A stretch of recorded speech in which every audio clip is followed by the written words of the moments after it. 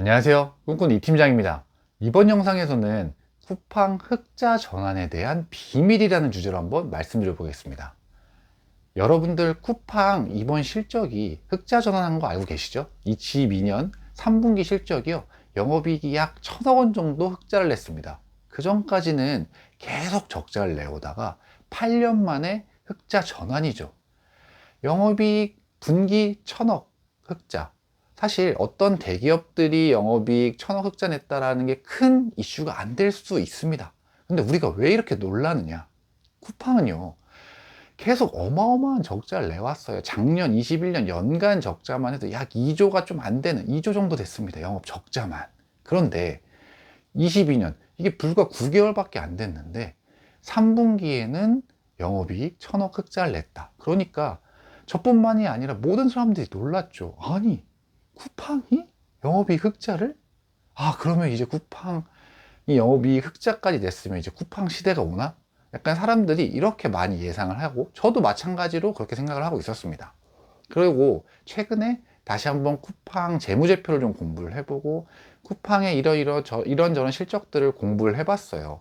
유튜브도 보고, 블로그도 보고, 기사도 보고, 재무제표도 보고.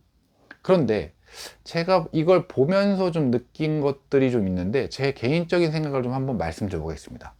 쿠팡이 영업이익 흑자를 봤다. 단순히 되게 대단하다라고 볼 수도 있겠지만, 저는 이 이면에 깔린 것들이 좀 있다라고 생각을 해요. 우선은 쿠팡이 영업이익 이렇게 1,000억 흑자 전환을 할 수 있었던 가장 큰 이유가 뭘까요? 우리 판매자들은 알고 있죠. 수수료를 많이 올렸죠. 수수료도 올리고 성장 장려금도 올리고 뭐 다 올릴 수 있는 건 다 올렸죠. 광고비도 올리고. 그러면 이게 당연히 매출 원가율이 좋아질 수밖에 없죠. 그러니까 쿠팡 같은 경우는요, 영업이익 적자 1,000억을 냈을 때 이 3분기 실적과 작년 실적을 좀 비교를 해보면 매출 원가율이라는 게 있습니다. 매출이 100이라는 게 있으면 매출 원가율은 매출에 들어가는 그 매출을 만들기 위해서 뭐 재료를 구매한다던가 아니면 거기에 들어가는 물류비, 이것까지 포함해서 이게 매출 원가율이 들어가는데, 이게 작년 기준으로요 84%였어요. 그러니까 100원짜리 제품을 판매를 하면 원가가 84원이었다는 거죠. 저희가 공급하는 공급가 플러스 뭐 물류비까지 해서요 84원이었는데, 이게 22년 3분기는 어떻게 됐냐? 100원의 판매가가 있으면 76원, 76%까지 줄었습니다. 매출 원가율이요. 아니, 1년 만에 8%가 준 거예요. 진짜 어마어마한 건데, 이거 이렇게 드라마틱한 거는 정말 쉽게 볼 수가 없어요, 일반 기업들에서는. 그런데 이 8%가 어디서 나왔냐? 판매자의 고열로 나왔다. 우리 제품의 판매가를 올리거나 아니면 공급가를 낮춰서 이 수수료를, 로켓병 수수료를 많이 받았죠. 쿠팡이 작년 대비 많이 올렸잖아요. 아시잖아요, 판매자분들. 너무 힘들었잖아요. 그걸로 나온 건데, 근데 여기서 보면 쿠팡이 왜 이렇게 판매자들을 쥐어짜고 있을까? 왜 판매자들을 이렇게 쥐어짜면서 이렇게 영업 흑자를 만들려고 했을까를 한번 생각을 해봤어요. 이제 제가 이렇게 생각을 하다 보니까, 우선은 쿠팡이 영업이익 흑자를 내는 게 좀 많이 중요해졌다, 예전보다. 개인적으로 그런 생각을 했습니다. 왜냐면 예전에는 우리 계획단적자야, 우리 매출 성장이 훨씬 중요해, 그리고 우리 물류센터 짓는 게 중요해, 매출이 막 1년에 100%씩 성장하고 막 60%, 70%씩 막 계속 성장했잖아요. 그런데 이 성장 속도가 둔화되고 있습니다. 이거는 쿠팡에서 내부적으로 더 잘할 거예요. 지금도 많이 성장하고 있지만 예전에 60%, 70% 성장하던 거가 점차 둔화되고 있어요. 작년 기준으로 2021년에 연간 성장률이 54% 정도 됐거든요. 매출 기준으로. 근데 올해는 그게 3, 40%대로 또 떨어질 거란 말이죠. 그보다 더 낮을 수도 있어요. 근데 이거는 쿠팡이 엄청나게 위기의식으로 다가올 겁니다. 왜냐하면 쿠팡은 적자인 걸 어떻게 메꿨냐면 매출 성장 속도로 메꿨거든요. 이 매출을 성장하면 어떤 일이 벌어지냐면요, 쿠팡한테 현금이 생깁니다. 왜 현금이 생기냐고요? 쿠팡이 소비자라 돈 받으면 저희한테 바로 안 주잖아요. 로켓배송 같은 경우 50일, 60일 묵혀두잖아요. 그죠? 그러면 매출이 성장하면 성장할수록 이 그 영업 현금 흐름, 현금은 늘어나게 돼 있습니다. 왜냐하면 우리 판매자들한테 돈을 바로 안 주기 때문에 50일, 60일을 묵혀두기 때문에. 그런데 이 성장 속도가 줄면 어떻게 될까요? 계속 이 현금이 줄어들겠죠. 자기들이 매년 늘어왔던. 그럼 적자를, 이 현금을 원래 메꿔 왔었는데 그걸 메꾸질 못하는 거죠. 적자로 빠진 현금 어디서 끌어올 거예요? 그러니까 쿠팡이 성장률이 둔화가 되다 보니까, 그리고 더 이상 예전처럼 성장할 수 없다라는 걸 본인들이 판단하다 보니까, 그러면 이런 현금, 적자에서 나오는 현금을 최대한 막아야 되고 빠르게 영업이익 흑자를 내야 되겠다라는 그런 기조가 있었던 것 같아요. 그래서 판매자들을 더 쥐어짰던 거죠. 그래서 올해 더 심하게 수수료를 좀 많이 올리고 성장 장려금도 좀 과하게 올리는 스탠스를 쿠팡 쪽에서 취하지 않았나라는 개인적인 생각을 합니다.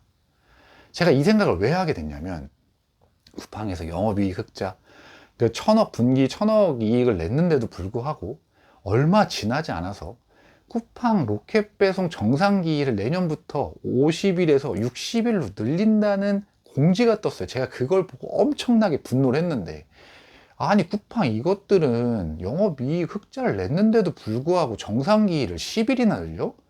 기존 50일도 지금 길다고 하고 있는데 60일로 늘린다고? 왜 늘리는지 한번 생각을 해봤더니, 아까 제가 말씀드렸던 그 이유, 성장 속도가 둔화되다 보니까 영업 현금 흐름, 이게 자기가 계속 매년 들어오던 돈들이 더 줄어들고 있어요, 현금들이. 그러다 보니까 이거를 정상기일을 늘리는 방법을 쓴 거예요. 정상기일을 늘리면 어떻게 되냐? 여러분들, 로켓 배송 거래액이요, 월간 한 2조 정도라고 추정을 할 수 있는데, 월간 2조 정도라고 하면 10일이면 얼마 정도 될까요? 얼마일까요? 약 7천억 원이죠. 그럼 이 7천억 원을 쿠팡은요, 정상기일을 딱 10일을 늘림으로써 7천억이 그냥 쿠팡한테 쑥 들어오는 거예요. 그럼 이 쿠팡은 7천억 가지고 뭘 할까요? 이자 놀이를 할 수도 있고, 신사업에 투자할 수도 있고, 또 물류센터 짓는 데 투자할 수도 있고, 그런 거죠. 이 10일을 늘림으로 해서 쿠팡은요, 그냥 7천억 원 손에 현금을 쥐는 겁니다. 물론 이게 재무제표상으로 뭐 순이익이나 이런 걸로 잡히는 건 아니지만 그냥 현금이 쥐는 거예요. 반대로 판매자들은 십시일반으로 7천억 원이 없어지는 거예요. 우리 수중에 쿠팡과 거래를 하고 있다면. 진짜 화딱지 나죠, 이런 거 생각하면. 근데 이제 어쨌든 다시 본론으로 쿠팡에만 좀 집중을 해보면, 쿠팡 입장에서는 어쨌든 성장률이 둔화가 됐다. 그래서 빨리 이 현금 흐름이 줄어드는 걸 막기 위해서 최대한 빠르게 영업이익 흑자를 내야만 했다. 그래서 판매자들을 계속 쪼았다. 그래서 로켓 배송 판매가가 올라가고 공급가가 내려가고 뭐 이러면서 수수료를 자꾸 높였다. 그래서 매출 원가를 낮추고 흑자 전환을 이번에 했다. 그럼에도 불구하고 또 현금 흐름을 늘리기 위해서 매출 성장 속도가 둔화돼서 들어오는 현금이 줄어드는 거를 보완하기 위해서 정상기일을 로켓 배송 50일에서 60일로 늘렸다. 좀 아구가 딱딱 맞지 않습니까? 저는 그래서 이렇게 예상을 해봅니다. 쿠팡이 어쨌든 매출 성장 속도가 둔화된 거에 대한 위기의식 때문에 지금 이런 것들을 벌이고 있지 않나라는 생각을 합니다. 근데 장기적인 관점에서 과연 이게 좋은 방법일지는 전 의문이긴 합니다.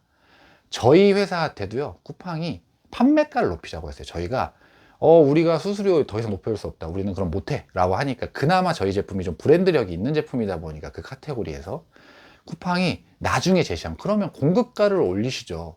공급가, 저희가 예를 들면 판매가가 36,000원인데 이 공급가를 4만 원으로 올리면 어떻습니까? 공급가가 아니에요, 죄송합니다. 판매가가 36,000원이었는데 판매가를 4만 원으로 올리는 건 어떻습니까? 그럼 4,000원 갭이 생기잖아요. 근데 우리는 공급가를 쿠팡한테 주는 건 똑같아요. 그럼 우리는 손해가 없는 것처럼 보이지만 실질적으로 수수료가 높아지는 거예요. 그럼 소비자들은 더 비싼 가격에 사고, 그리고 가장 중요했던 건 판매가를 4만 원에 하자고 4,000원 올리자고 했으면서, 그럼 쿠팡에서만 판매가 올려서 판매하면 됩니까? 라고 했더니 쿠팡 BM들 이렇게 얘기하죠. 아니 그런 게 어디 있습니까? 다른 몰들도 다 올려야죠. 스마트 스토어, 지마켓, 옥션, 11번가, SSD 다 올리셔야죠 라고 얘기하죠. 이게 뭐죠? 어쨌든 이렇게 판매가를 올리는 정책이요, 저는 이게 나중에 쿠팡한테 악수로 돌아올 거라고 봐요. 왜냐하면 요새 소비자들이 조금 쿠팡이 이제 좀 비싸졌다라는 인식을 하기 시작했습니다. 저도 마찬가지 소비자로서 제가 예전에는요 쿠팡 롯데배송 처음 말할 때만 해도 쿠팡 롯데배송이 최저가들 다 매칭을 하기 때문에 저는 쿠팡에서 사면 최소한 바닥은 아니 무릎 정도의 가격에는 살 수 있다. 바닥은 아니지만 무릎 정도 가격은 살 수 있다라고 해서 쿠팡에서 로켓 배송을 그냥 가격 비교 없이 샀었어요. 왜냐면 저는 판매자니까 알고 있잖아요. 그 매칭을 한다는 걸. 그런데 이게 이제 어느 순간부터 쿠팡이 계속 수수료를 높여오고 로켓 배송에 판매가도 막 올리고 하니까 판매자들이 꼼수가 생긴 거죠. 편법이 생긴 거죠. 그럼 오케이, 같은 제품이면 구성품을 다르게 해. 구성품 하나를 더 추가해서 로켓 배송에 팔고, 그리고 다른 몰들은 더 싸게 파는 거. 그럼 이게 매칭이 안 되거든요. 이런 식으로 빠져나온다거나 아니면 제품의 브랜드명을 바꾼다거나 색상을 바꾼다거나 뭐 이런 식으로 해서 로켓 배송과 다른 몰들 이원하는 사람들이 많아졌어요. 판매자들이. 그러다 보면 소비자들이 어떻게 생각하냐면 쿠팡 제품이 좀 비싼데? 딴 데보다? 스마트스토어보다 비싸던데? 이런 생각을 할 수밖에 없죠. 저는 이게 누적되고 누적되면요 분명히 크게 부메랑처럼 돌아올 거라고 봅니다. 쿠팡 경쟁 상대가 없는 거 아니잖아요. 쿠팡 로켓 배송 빠른 거 알겠어요. 하지만 네이버 스마트 스토어도 있고요. 네이버도 이제 빠른 배송 CJ 대한통운하고 할 거고, 물론 로켓 배송에 미치진 못하겠지만, 그리고 SSG도 이미 하고 있고 지마켓 옥션 스마일 배송도 있고요. 이런 식으로 다른 경쟁자들이 다 쟁쟁하게 있기 때문에 저는 이렇게 쿠팡 가격이 계속 높아지면 소비자들이 느끼는 부담감이 있다 보면 빠른 배송에도 불구하고 아니 뭐 사실 그래봐야 빨라봐야 하루 정도 빨리 오는 건데 이러면서 다른 몰들을 에서 구매하는 사람들 빈도수가 높아질 수 있다. 그래서 이게 쿠팡한테 악수일 수 있다라는 생각을 합니다. 네, 이제 제가 이제 오늘 말씀드렸던 내용을 다시 한번 정리를 해볼게요. 쿠팡 흑자 전환의 비밀이라는 제가 주제로 말씀드렸는데, 쿠팡이 흑자를 내게 된 이유에는 제가 생각하는 그런 추측에는 쿠팡이 영업이익을 흑자를 내야만 했다. 왜냐하면 쿠팡이 매출 성장 속도가 예전보다 둔화가 됐다. 그러면 이 매출 성장 속도가 둔화가 됐기 때문에 현금이 들어오는 속도가 줄어들었다. 그러면 이 현금이 자꾸 줄어들면 이 적자를 이 현금으로 메꿀 수가 있었는데 예전에는, 그럼 이 적자를 메꿀 수가 없으니까 이걸 빨리 영업이익으로 흑자 전환을 해서 영업이익을 늘려놔야 되겠다. 그리고 실질적으로 그렇게 했고, 또 로켓 배송 정상기를 50일에서 60일로 늘렸다. 그래서 10일 동안 이 늘림으로 해서 7천억 원이 쿠팡한테 현금이 꽂힌다. 그러면 그 7천억 원 현금을 가지고 쿠팡은 또 물류센터도 짓고 신사업 투자도 하고 이자놀이도 하고 뭐 하겠죠. 저는 이게 그 요번에 쿠팡이 3분기 때 영업이익 흑자 전환을 한 그 내면에 있는 그 비밀이라고 생각을 합니다. 오늘은 제가 쿠팡 영업이익 흑자 전환에 대한 비밀이라는 주제로 한번 말씀드려 봤습니다. 오늘 제 영상이 도움이 되셨다면 좋아요랑 구독 그리고 알림 설정까지 눌러주시면 제가 이 채널 유지하는 데 정말 큰 힘이 됩니다. 다음번에는 더 좋은 영상으로 찾아뵐 수 있도록 하겠습니다. 이상 꿈꾸는 이 팀장이었습니다. 감사합니다.